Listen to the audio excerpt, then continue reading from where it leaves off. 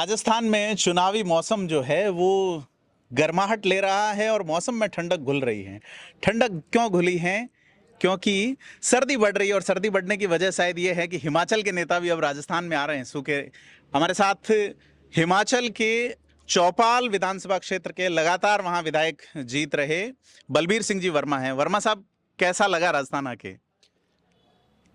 सबसे पहले तो मैं हिंदुस्तान की वीरों की भूमि राजस्थान को नमन करता हूं, जी जिन्होंने हिंदुस्तान का इतिहास बहुत ही गौरवान्वित किया है। जी और साथ ही साथ भारतीय जनता पार्टी राजस्थान में सरकार बना रही है और राजस्थान की समस्त जनता को भी इसके लिए मैं बधाई देता हूं।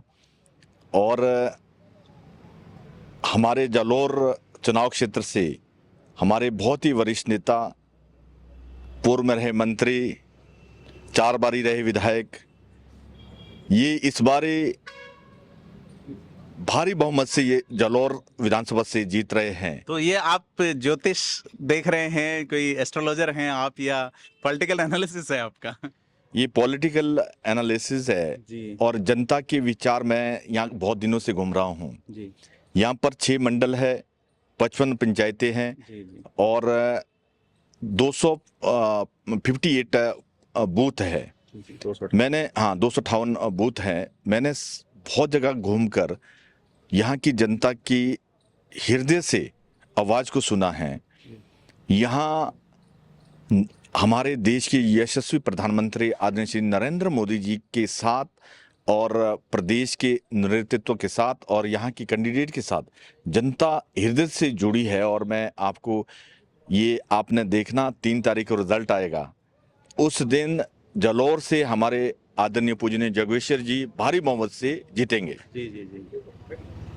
तो जो आपका हिमाचल, हालांकि आप चुनाव नहीं जीत पाए, क्या वजह रही हिमाचल? वैसे प्रश्न सवाल पुराना हो गया है, लेकिन चूंकि आपका एक लंबा अनुभव है राजनीति, आप लगातार जीत रहे हैं। हाँ, मैं 3 बारी लगातार तीसरी बारी विधायक बना हूँ। जी हिमाचल प्रदेश में कांग्रेस पार्टी ने 10 झूठी घोषणाएं हिमाचल प्रदेश में की थी। कहा था कि पहली कैबिनेट में करेंगे, एक परिवार से अगर एक महिला है तो 1500 देंगे, 2 है तो 3000 देंगे, 3 है तो 4500 देंगे, 4 है तो 6000 देंगे। मैं समझता हूं कि हिमाचल प्रदेश की जनता एक झूठी आश्वासन में भटक गई थी। आज उन जिन्होंने ये 10 घोषणाएं की थी, एक भी घोषणा प्रॉपरली इंप्लीमेंट हिमाचल प्रदेश में नहीं हुई है। और ये बड़े दुख के साथ कहना पड़ रहा है कि हिमाचल प्रदेश की जनता के साथ बहुत ही एक झूठा आश्वासन लेकर सत्ता हासिल लोग ये की। कहते हैं कि हिमाचल में मुसलमानों की आबादी बहुत कम है, ऐसे में बीजेपी अपना हिंदू मुस्लिम वाला सिलेबस लागू नहीं कर पाई, इसलिए चुनाव हार गई। ऐसा भी नहीं है।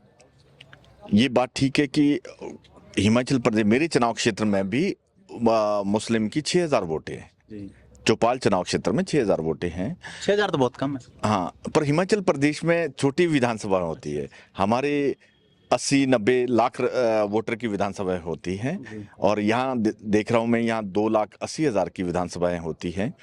हिमाचल प्रदेश में सबसे बड़ा कारण भारतीय जनता पार्टी का रिपीट ना होने का एक ही रहा है।